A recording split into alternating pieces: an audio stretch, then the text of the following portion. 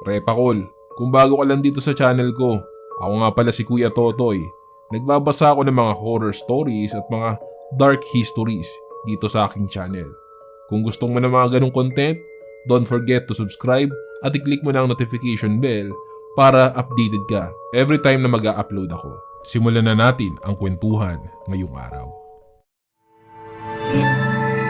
Serye FM.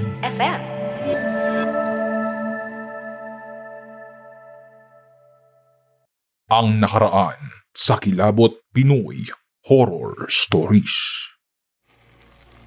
Nagsisimula kumirik ang kanyang mga mata at mapapansin mo na tila ba may lumalabas na usok sa kanyang katawan na tila ba ito ay nasusunog.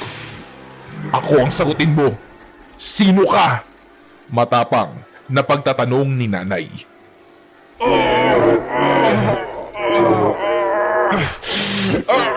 Rafael!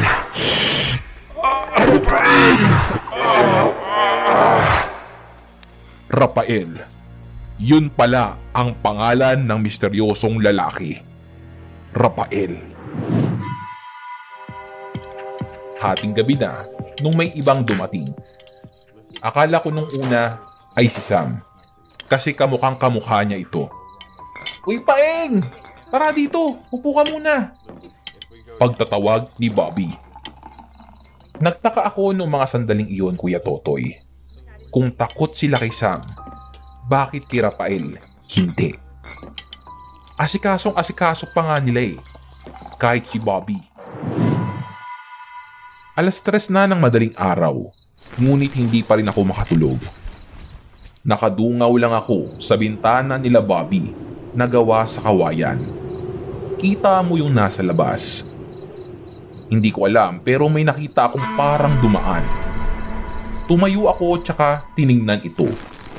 Wala namang tao. Tapos nung mahihiga na sana ako, ay biglang may mukhang lumitaw. Hello, Kevin. Parang hindi ka yata makatulog ah. Napasigaw ako dahil nakita ko si Rafael. Patakbo akong pumunta sa may pintuan para sugurin kung nakalak pero paglingon ko ay nasa loob na si Rafael.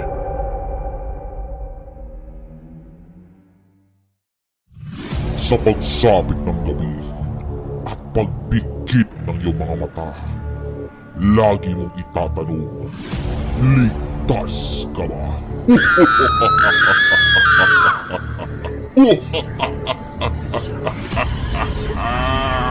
Kilabot Pinoy Horror Stories.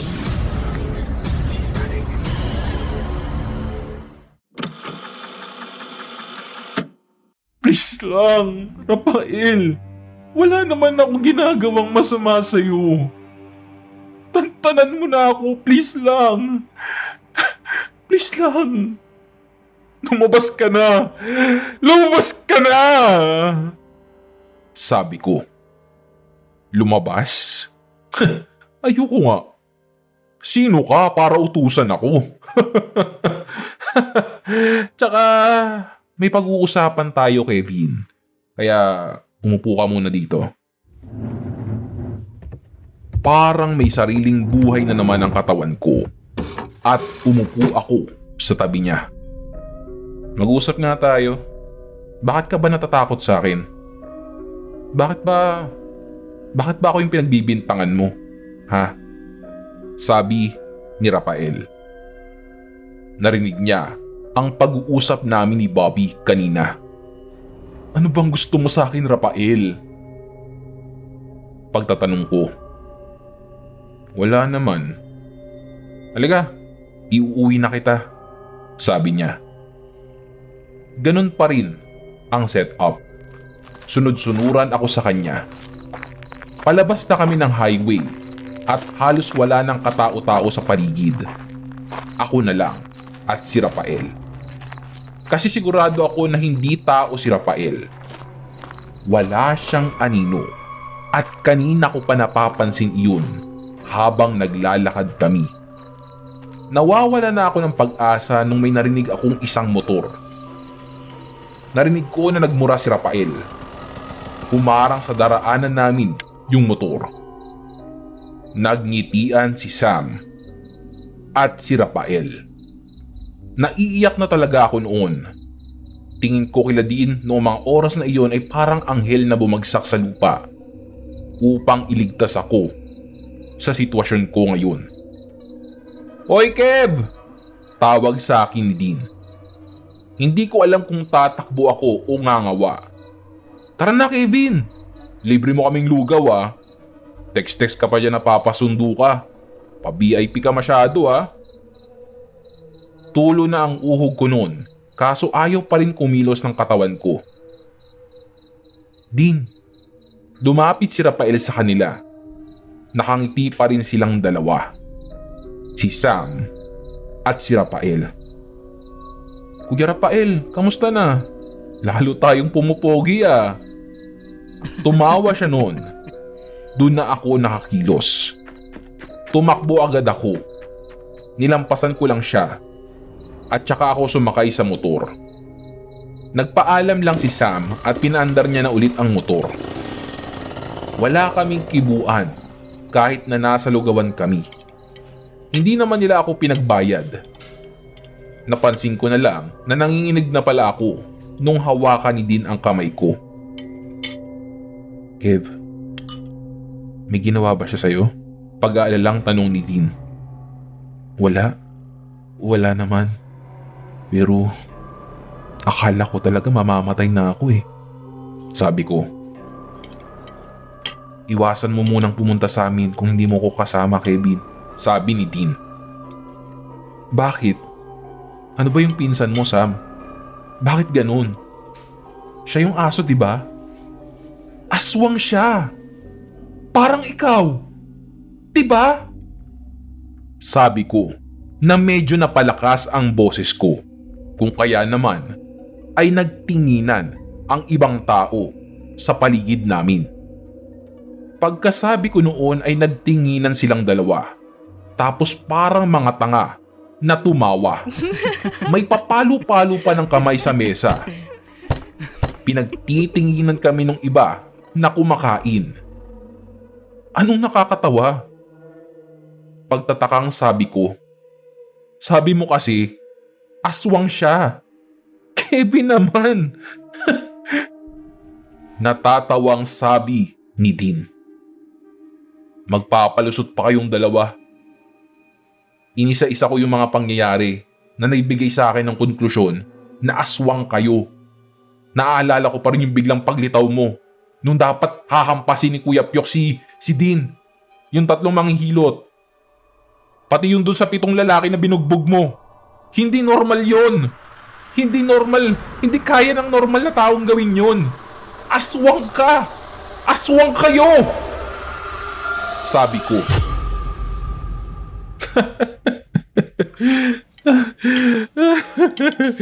"Hindi ba pwedeng si The Flash?" Sabi ni Sam. "Leche ka talaga, Sam." "Oo nga, pero mas bet ko si Iron Man." Nakakatawa talaga to si Kevin. Sabi ni Dean na patuloy pa rin sa pagtawa. "Sige, pagtripan nyo lang ako. Sige lang. Pero sigurado ako, aswang yun si Rafael. Kaya aswang ka din, Sam. Wala ngang anino yung pinsan mo eh." Sabi ko. Tinawanan lang ulit nila ako. Tinanong ko na lang kung paano nila nalaman na kailangan ko ng tulong para hindi ako mapikon at layasan silang dalawa. Takot pa akong maglakad mag-isa pa uwi eh. Nagtinginan silang dalawa tsaka nanahimik saglit. Nakita ko lang. Pabulong na sabi ni Dean. "Ano?" Sabi ko. "May picture tayo nila Joey, di ba? Nilagay ko yung frame. Tapos sinapit ko sa kwarto ko. Tapos nahulog pagbalik ko ng CR. Nung pulutin ko ito, nakita ko yung palayan Hindi ko alam kung sino sa inyo ni Joey. Kaya pumunta kami ni Sam sa bahay. Nandun si Joey. Ikaw wala. Sinabi ni nanay na yun nga, nasa kasalan ka. Patango-tango lang ako. Pero na-realize ko at kaya naitanong ko ito. Teka, bakit kayo magkasama ni Sam? Mag-uumaga na. Pagtatakang tanong ko. Nandun pa ako sa kanila. Nagkikwentuhan lang kami. Sabi ni Dean. Hindi na ako nagtanong. Kinabukasan, dala na ni Sam yung cellphone na naiwan ko kila Bobby. Iniwasan ko na makipag-usap kay Bobby. Mahirap na. Baka yayain ulit ako. Dumating yung araw ng birthday ni Sam. Ang usapan, dun sana sa bahay namin. Kaso, nasakto naman na bibisita sila nanay at ayaw naman ni Dean sa bahay nila kasi masungit ang mama niya. Kaya sabi ng mga classmate nila, ay doon na lang kila Sam. Hindi ko alam kung bakit, pero pumayag si Sam. Tapos, binulungan niya ako na wag ako mag-alala kasi wala naman daw doon si Rafael. Nag-grocery muna siya.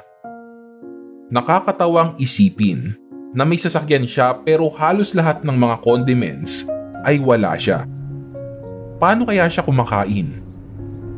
Ako, kasama nila din, tsaka yung 5 pa sa sasakyan. Ang lalakas ng bunganga nilang lahat. Ang ingay-ingay ng mga kaklase nila sa daan. Yung iba, nasa tricycle. Napapalingon yung mga taong nadaraanan namin. Yung bahay nila, malaki, pang sinauna, pero maganda ang itsura.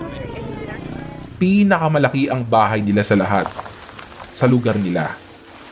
Sumama yung iba sa amin na bumili ng yelo sa labas kasi wala daw siyang yelo. Pero may ref naman sila. Boy, kasama niyo si Samuel dyan? Tanong nung matandang tindero. Opo, bakit? Tanong ko. Kaibigan niyo? Tanong niya. Yung kaklase nilang si Vanang ang sumagot. Opo kuya, kaibigan namin. Classmate po namin. Sabi ni Vanang. Mag-iingat kayo ha? Sabi ng matandang tindero. Pagbalik namin sa bahay, sinabi agad nila yon kay Sam. Napansin ko na parang lumungkot ang mukha niya. Napansin din yata ni Dean kasi naglabas siya ng party hat. Yung si Diego ng Dora the Explorer ang design. Happy birthday! Pagbati ni Dean. May kumuha ng bag, nagupit ng papel, tsaka isinaboy kay Sam. Parang confetti. Para siyang maiiyak sa mga nakita niya. Usapan na sa campus yung kakaibang bonding ng section nila. At first time kong ma-witness yun kasi para silang pamilya. Nagluto si Dean. Mga 10 a.m. kami nakarating sa kanila. 12 kami nakapag-lunch. Pagkatapos ng lunch, ay nagluto ulit si Dean. Nag-bake siya ng cake, palabok, bilo-bilo. Sa dami ng pagkain ay hindi ko man lang nakitang kumain si Sam. Bakit Brad? Busog ka o ayaw mo ng luto ni Dean? Sabi ko, gago hindi. Mamaya ako kakain. Natutuwa lang ako. Kasi first time na maraming tao dito sa bahay eh. Kaya ang saya-saya ko. Sabi ni Sam. Nilabas ko yung cellphone ko. Tapos ay nilagay ko sa camera. Tara Brad, picture tayo nila din. Bigla siyang tumayo. Ay naku. Wag Brad, hindi ako tatablan. Sabi ni Sam. Lul, pero parehas kayo ni Kuya John. Mababawasan daw ang kagwapuhan niya kapag nakunan siya ng camera. Sabi ko. Siya nga pala Brad, pwede bang maglibot? Kaso, Hindi ko na naituloy ang sasabihin ko. At sumagot na si Sam. Pwede naman. Huwag kang mag-alala. Wala dito si Kuya Rafael. Sabi ni Sam. Nakasabayan kong umakyat yung ilan sa mga classmate nila. Yung kaklase nilang isa na si Daniel ay tinanong ako kung first time ko daw bang makapunta sa bahay ni Sam. Sinagot ko naman ito na oo. Tignan mo to oh. Bilis! Sabi ni Daniel. Excited sila na may pinakita sa akin. Parang may pangalawang sala sa taas. Tapos nung buksan namin, yung parang balkonahe, sa pader may mga espada na nakasabit. Tapos may picture, mga family picture. Kala ko nung una ay si Sam. Si Rafael pala. May kasama siyang bata at babae. Daniel, kilala niyo ba si Rafael? Pagtatanong ko. Oo, nung unang punta namin dito kasi, isang linggong hindi nakapasok si Kuya Sam. Nag-aalala nga kami nila din nun eh, kaya pinuntahan na namin siya dito. Tapos si Kuya Rafael yung bumungad sa amin. Ang bait nga niya eh. Sabi ni Daniel. Mabait? Hindi ko na naituloy ang sasabihin ko. Uy, grabe ka Kevin ah. Mabait yun. Mabait yun si Kuya Rafael. Joker nga eh. Tsaka pinaghanda pa kami ng merienda. At hindi lang basta merienda ha. Pastries at kape from Starbucks. Ang sarap nga eh. Sana nandito siya. Hindi sana nakapag-Starbucks ulit tayo. Sabi ni Daniel. Tumabi sa akin si Bana. Pansinin mo yan. Parang picture no? Sabi niya. Nagtaka talaga ako. Tiningnan ko mabuti yung picture. Picture naman talaga yan. Sabi ko. Tangi, hindi yan. Yung picture ni Sam. Sabi ni Vanang. Tinuro niya yung picture sa kanan na picture ni Sam kasama si Rafael tsaka isang lalaki at dalawang babae. Painting yan. Ang galing nga eh. Kung di sinabi sa amin ni Dean na painting lahat to, pwera dyan sa picture ni Kuya Rafael at pamilya niya, hindi namin malalaman eh. Sabi ni Vanang. Hindi ako mahilig sa painting, pero grabe lang. Bumilib ako. Matapos noon ay nagpaalam ng bababa si Vanna at Daniel. Una kong pinasukan yung pinakadulong kwarto. Simpleng kwarto lang. Maraming libro. Nakuha ang atensyon ko ng mga picture sa mesa. Para siyang mesa sa school nung high school. May mga picture, nakalapat yun sa salamin. Picture ng section nila. Si Dean, kasama si Kuya John at ang anak nila. Meron ding mga doodle ng pangalan ni Sam, ni Dean at ng mga kaklase nila. Sa kanang pader, may mga picture frame. May picture din si Dean, pati ang buong section nila. Nakawaki, hindi ko makita si Sam, pero nai-imagine ko yung palaging wacky face niya. Actually, meron ding malaking ganun sa may sala nila sa baba. Sa kaliwa naman, may mga nakasabit na lumang baril. Musket ata ang tawag doon. Doon ko naisip na kwarto ni Sam yun. Natatawa ako sa punda ng unan dahil SpongeBob ito. May medium size na frame sa tapat ng bintana. Una, akala ko picture pero hindi. Painting pala. Painting ng mag-asawa na bagong kasal. Kamukha ni Sam yung babae. Sila nanay at tatay yan, sabi ni Sam. Muntik na ako mapasigaw kasi hindi ko napansin na nandun na pala si Sam. Nagtaka ako kasi sabi ni Bobby, ang sabi ni Sam sa kanya dati, ang kamukha niya ay ang tatay niya. Pero tingin ko, nanay niya ang mas kamukha niya. Kamukha mo yung nanay mo, Brad. Sabi ko kay Sam. Kaya nga, ang ganda kong lalaki, di ba? Sabi ni Sam. Favorite mo si SpongeBob, Brad? Sabi ko. Gusto ko talaga yung Full Metal Alchemist. Pero itong si Dean, wala daw siyang mahanap na ganun sa Divisoria eh. Kaya yan na lang niregalo niyo sa akin. Sabi sa akin ni Sam. Close na close talaga kayo, no? Crush mo siguro, no? Sabi ko. Gago. Pogi din hanap ko. Sabi ni Sam. Nagtawanan kami tapos bigla siyang tumigil. Naging seryoso bigla ang mukha niya.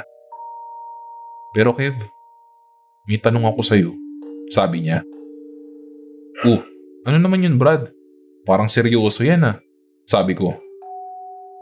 Paano pala kung totoong aswang talaga ako? Matatakot ka ba? O sasama ka pa sa akin? Pagtatanong niya. Aswang ka naman talaga, di ba? Hindi ako takot sa'yo, Sam. Sa ilang taon nakilala kita, wala ka namang ginawang masama sa akin eh. Sa pamilya ko. Pinakitaan mo pa nga kami ng mabuti eh. At naniniwala akong mabuti ka. Kasi kung masama ka, baka matagal mo nang nilapang si Dean. Di ba? O kaya naman yung mga kaklase nyo. Pinakitaan mo kaming lahat ng mabuti, Sam. Kaya nagtitiwala kami sa'yo na hindi mo kami sasaktan, sabi ko. Pailing-iling lang siya pero nakangiti. Paano pala kung kumukuha lang ako ng buwelo? What if si Kuya Rafael talaga yung mabait? Paano kung malaman mo na ako talaga yung pumatay kay Lamang Eboy? Sabi ni Sam. Una, hindi ko na-gets kung sino si Mang Eboy. Pero naisip ko yung kwento ni Bobby. Aaminin ko, natakot ako noong mga oras na iyon. Pero bigla akong naisip yung mga panahong nanganganak si Dean sa bunso niya. Siya ang kasama ni Dean. Kung may masama siyang tangka, sana noon pa lang ay kinuha na niya ang baby. Kayang-kaya naman niyang gawin yon, Kuya Totoy. Kung talagang gusto niya. Dahil aswang siya eh. Noong inaatake sa puso si nanay, nakatulala kaming lahat. Hindi namin alam kung anong gagawin. Siya ang kumilos at itinakbo niya si nanay sa ospital. Bakit ako matatakot sa taong walang sawang tumutulong sa pamilya namin? Alam mo, Sam, maniniwala akong ikaw si Superman, pero hindi na ako maniniwala na kaya mo kaming saktan. Sabi ko. Lumabas na siya ng kwarto, pero bigla siyang lumingon.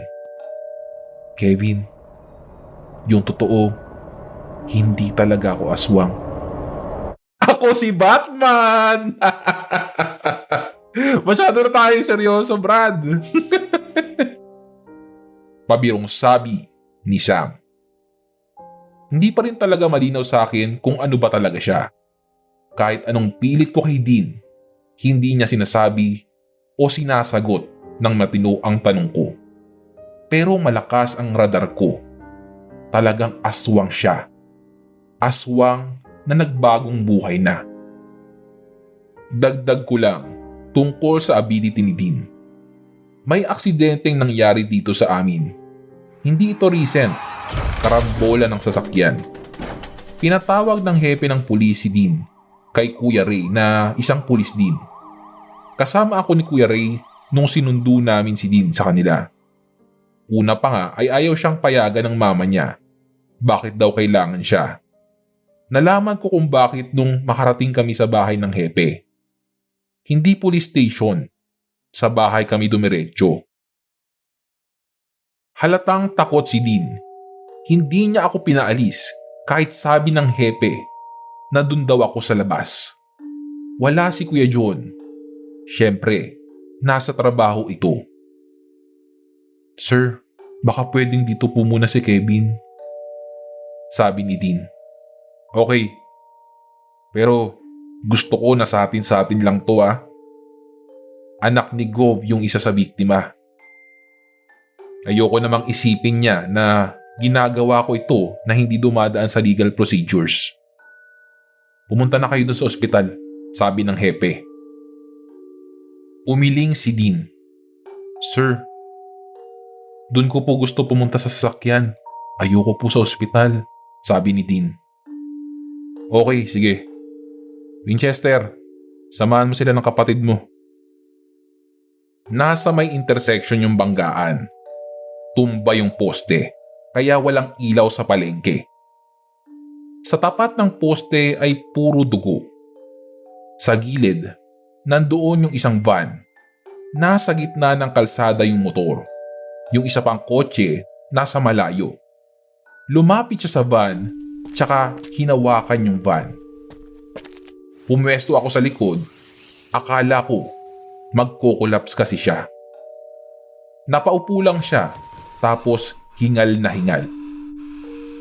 Dean, kaya mo pa ba? Sabi ko. Tumango lang siya tapos ay lumapit sa may motor. Katulad ng nangyari, ay napaupo lang siya. Nung nasa may kotse na siya, ay hinang-hina na siya. Kevin, sabihin mo kay Kuya Ray. Tumakbo yung lalaki papunta dun. Sabi ni Dean. Lalaki? Pagtatakang tanong ko. Basta, sabihin mo. May lalaking lumabas dyan sa kotseng yan. Tumakbo. Papunta sa mga bahay. Hindi pa siya nakakaalis. Kasi puro dugo siya. Nahihilo din siya. Pumunta na tayo kay Chip para makauwi na ako. Nangihina na ako, Kev. Sabi ni Dean. Hindi ko alam kung paano nalaman ng hepe yung ability ni Dean. Sinabi lang niya pagkatapos na si Kuya Ray nagsabi. Yun pala ang dahilan kung bakit may tensyon sa pagitan ni Kuya John tsaka kay Kuya Ray. Hindi kasi talaga gusto ni Dean yung ability niya. Nakakaubos daw kasi ito ng lakas. Tsaka ilang araw daw siyang hindi makatulog. Lalo pag masama yung mga nakita niya na nangyari. Sinabi ni Dean kay hepe, yung lalaki ang dahilan kung bakit nagkabanggaan. Yung anak ni Gov ang nagdadrive, pero kasalanan ng lalaki kasi inaaway niya. Inagaw ang manibela, kaya nagdulot ng aksidente. Nalaman ko nung gabing iyon na pang-5 beses nang pinagawa yun kay Dean. Ang pinakamalala ay yung batang narik na nakomatos ng ilang buwan. Inawakan yung bata. Nakita niya na yung nakakita daw dun sa bata na nag-report sa mga pulis ang totoong ng rape. Hindi pinakawala ng mga pulis yung mga itinurong suspect, pero inimbestigan din yung sinabi ni Dean. Nung nagising yung bata, napatunayan na totoo yung mga sinabi ni Dean. Doon na nagsimula ang lahat. Mga kamag-anak niya ay hindi alam ang ability niya. Kabaliwan, para sa pamilya nila iyon. Kaya malayo ang loob nito sa kanyang mga kamag-anak. Siguro nga, si Sam ang tagabantay niya. Pinagtagpo sila para tulungan ang isa't isa.